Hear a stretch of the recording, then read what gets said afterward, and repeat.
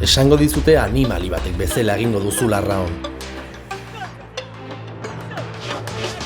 Esango dizute klausurako mojen bizimodua baino sakrifikatuagoa dela. Eta zure polizi bakarra zu zeu izango zarela gainera. Esango dizute noski, arrauna eginez etzarela aberastuko.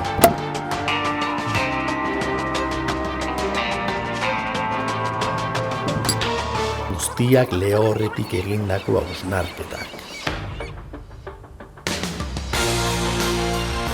Lantzadan sentitzen dena probatu ez dutelako esaten dute hori dena. Olatuaren kalparrea. Zatoz arrauna sentitzera.